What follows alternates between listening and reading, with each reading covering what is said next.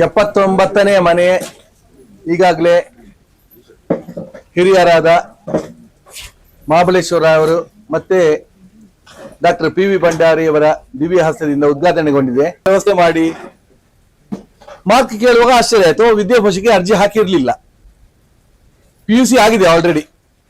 ಕಡೆಗೆ ಅವನನ್ನ 2ನೇ ವರ್ಷದಲ್ಲಿ ಅವನನ್ನು ನಾವು ಸೇರಿಸಿಕೊಂಡು ಮನೆಗೆ ಬಂದು ಭೇಟಿ ನೀಡಿದಾಗ ಇಲ್ಲಿ ಮನೆ ಪೂರ್ತಿ ದುಸ್ಥಿತಿಯಲ್ಲಿತ್ತು. ಇದು ಯಾವುದೂ ಇರ್ಲಿಲ್ಲ, ಈ ಪೋರ್ಷನ್ ಯಾವುದೂ ಇರ್ಲಿಲ್ಲ. ಹಿಂಬದಿ ಪೋರ್ಷನ್ ಒಂದು ಸಣ್ಣ ತಗಡಿನ ಮಾಡಿನಲ್ಲಿ ಒಳಗೆ ಹೋದ್ರೆ ತಲೆಗೆ ತಾಗ್ತದೆ ಅಂತ ಪರಿಸ್ಥಿತಿಯಲ್ಲಿ ಆ ಕುಟುಂಬ ಜೀವನ ನಡೆಸಿತ್ತು. ಹಾಗೆ ಆ ಮನೆಯನ್ನು ನಾವು ಕೈಗೆತ್ತಿಕೊಂಡೆವು. ಇರುವಾಗ ನಮ್ಗೆ ಒದಗಿ ಬಂದವರು ಬೈಕಾಡಿ ಕುಟುಂಬಸ್ಥರಾದ ಮಹಾಬಲೇಶ್ವರ ರಾಯರು. ಈಗಾಗಲೇ ಬೈಕಾಡಿ ಕುಟುಂಬಸ್ಥರು 2 ಮನೆ ನಿರ್ಮಿಸಿಕೊಟ್ಟಿದ್ದಾರೆ. ಇದು 3ನೇ ಮನೆ ಈಗ ಅವರಿಂದ. ಇನ್ನೊಂದು ಮನೆ ಆಶ್ವಾಸನೆ ನಮಗೆ ದೊರಕಿದೆ ಈಗ.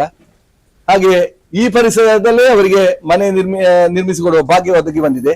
ಅದು ನಮ್ಮ ವಿದ್ಯಾಪೋಷಕನ ಮಕ್ಕಳ ಭಾಗ್ಯವೂ ಹೌದು.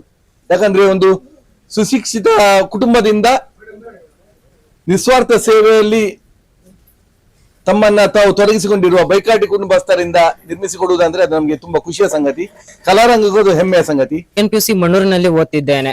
ನಾನು ಮೊದಲಿಗೆ ಡಾಕ್ಟರ್ ಮಹಾಬಲೇಶ್ವರ ಅವರಿಗೆ ಧನ್ಯವಾದ ತಿಳಿಸ್ತೇನೆ. ಯಾಕೆಂದ್ರೆ ಈಗಿನ ಕಾಲದಲ್ಲಿ ತಮ್ಮ ಹುಟ್ಟುಹಬ್ಬವನ್ನು ಐಷಾರಾಮಿ ಹೋಟೆಲ್ಗಳು ಆಚರಿಸ್ತಾರೆ. ಆದ್ರೆ ನೀವು ನಮಗೆ ಈ ಸುಂದರವಾದ ವಿಶ್ವ ಸರಸ್ವತಿ ಎಂಬ ನಿಮ್ಮ ತಂದೆ ತಾಯಿಯ ಸ್ಮರಣೆಯಾಗಿ ನಮಗೆ ಮನೆ ಮಾಡಿಕೊಟ್ಟಿದ್ದೀರಾ ಸರ್. ನಿಮಗೆ ಎಂದಿಗೂ ನಾನು ಚಿರಋಣಿಯಾಗಿರುತ್ತೇನೆ. ವಿದ್ಯಾಪೋಷಕ ಸಂಸ್ಥೆಯ ಬಗ್ಗೆ ಹೇಳುವುದಂದ್ರೆ, ಈ ಸಂಸ್ಥೆ ಹಲವಾರು ಕ್ಷೇತ್ರಗಳಲ್ಲಿ ತಮ್ಮ ಕಾರ್ಯವನ್ನು ನಿರ್ವಹಿಸುತ್ತಿದೆ. ಈ ಸಂಸ್ಥೆ ಒಂದು ಕುಟುಂಬವಿದ್ದಂತೆ. ಆ ಕುಟುಂಬಕ್ಕೆ ನಾನು ಒಬ್ಬ ವ್ಯಕ್ತಿ ಸೇರಿದ್ರಿಂದ ನನಗೆ ಖುಷಿಯ ಸಂಗತಿ. ಈ ಕುಟುಂಬದ ಸದಸ್ಯರು ಹಲವಾರು ಹೊರ ದೇಶಗಳಲ್ಲಿ ತಮ್ಮ ಸೇವೆಯನ್ನು ಸಲ್ಲಿಸುತ್ತಿದ್ದಾರೆ. ಇದರ ಪ್ರಗತಿಗೆ ಕಾರಣ ವಿದ್ಯಾಪೋಷಕ ಸಂಸ್ಥೆ ಎಂದು ಹೇಳಿರುವುದು ನಾನು ಕ್ಯಾಂಪ್ ನಲ್ಲಿ ತಿಳಿದುಕೊಂಡೆ. ನನ್ನ ಮನೆಯ ಬಗ್ಗೆ ಹೇಳುವುದಾದರೆ, ನಾವು ಮೊದಲು ಚಿಕ್ಕವನಿದ್ದಾಗ ಒಂದು ಅಡಿಗೆ ಮನೆ, ಒಂದು ರೂಮ್ ಹಾಗೂ ಹಾಲ್ ಅನ್ನು ಕಟ್ಟಿಕೊಂಡಿದ್ದೆವು. ಆದರೆ ಅದು ಸಂಪೂರ್ಣ ಓಪನ್ ಆಗಿತ್ತು. ನಾಯಿಗಳು ಬರ್ತಿದ್ದವು. ನಮ್ಮ ಮನೆಯಲ್ಲಿ 2 ವರ್ಷಗಳ ಕಾಲ ಕರೆಂಟ್ ಇರಲಿಲ್ಲ. ನಾವು ಲೈಟ್ ಗಳನ್ನು ಬಳಸಿ ಓದುತ್ತಿದ್ದೆವು. ನನ್ನ ತಂಗಿ ಹುಟ್ಟಿದ ನಂತರ ಸೋಲಾರ್ ಅನ್ನು ಅಳವಡಿಸಿಕೊಂಡೆವು. ಅದು ನನ್ನ ದಡಮ್ಮ ಅವರ ಸಂಘದಿಂದ ಅಳವಡಿಸಿಕೊಂಡೆವು. ಹೀಗೆ ನಮಗೆ ಕರೆಂಟ್ ಬಂದಿರುವುದು 4 ವರ್ಷಗಳ ಹಿಂದೆ ಅಷ್ಟೇ.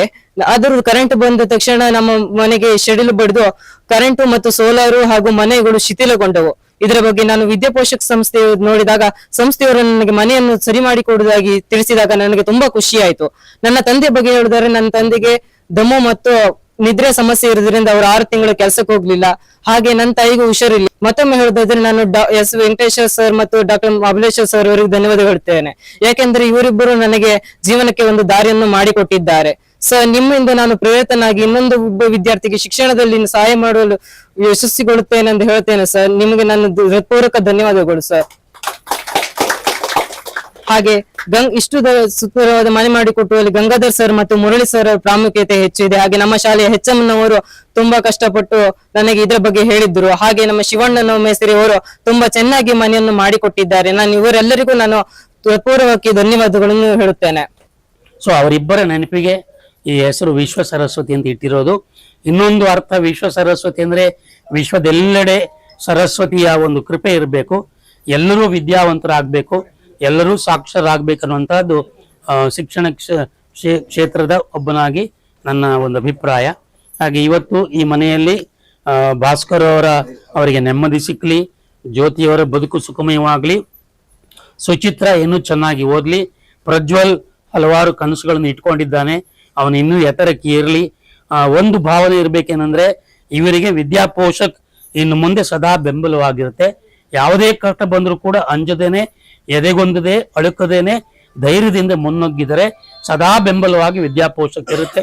ಈ ಭಾವನೆ ಪ್ರಜ್ವಲ್ ಮನಸ್ಸಲ್ಲಿ ಇರಲಿ, ಬಹಳ ದೊಡ್ಡ ಸಾಧನೆ ಮಾಡಲಿ.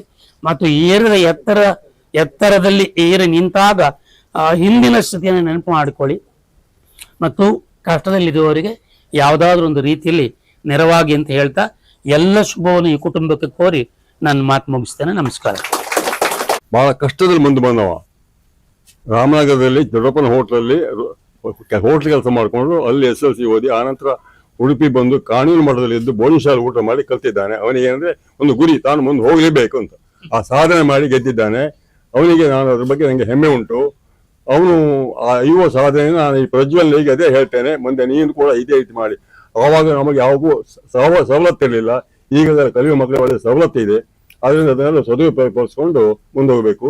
ಮಹಾಬಲೇಶ್ವರ ಬಗ್ಗೆ ಬಹಳ ಹೆಮ್ಮೆಯಿಂದ ನಾನು ಮಾತಾಡಿ ಮಾತು ಮುಖ್ಯವಾಗಿ ಈ ಏನು ರೋಟಿ ಕಪಡಾ ಅವ್ರ ಮಕಾನ್, ಇದು 3 ಮುಖ್ಯವಾಗಿ ಬೇಕಾಗಿರುವಂತದ್ದು.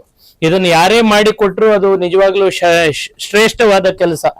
ಆದ್ರೆ ಆ ಕೆಲಸವನ್ನ ಯಾವುದೇ ಒಂದು ಪ್ರಚಾರ ಇಲ್ಲದೆ ಅಥವಾ ಯಾವುದೇ ಒಂದು ಸೆಲ್ಫಿಶ್ ಇದು ಮೋಟಿವ್ ಇಲ್ಲದೆ ಮಾಡಿಕೊಂಡು ಬಂದಿದ್ದಾರೆ ಈ ಸಂಸ್ಥೆಯವರು. ಮತ್ತು ಅದರ ಜೊತೆಗೆ ಈ ಮಕ್ಕಳ ದೈಹಿಕ ಮಾನಸಿಕ ಅಭಿವೃದ್ಧಿಗಾಗಿ ಕೆಲವು ಕಾರ್ಯಕ್ರಮಗಳನ್ನ ಮಾಡ್ತಾ ಇದ್ದಾರೆ. ಹೀಗೆ ಸಮಾಜದಲ್ಲಿ ಒಂದು ಒಳ್ಳೆಯ ಕೆಲಸಗಳನ್ನ ಮಾಡ್ತಾ ಇರುವಂತಹ ಸಂಸ್ಥೆಗಳಲ್ಲಿ ವಿದ್ಯಾಪೋಷಕ್ ಕೂಡ ಒಂದು.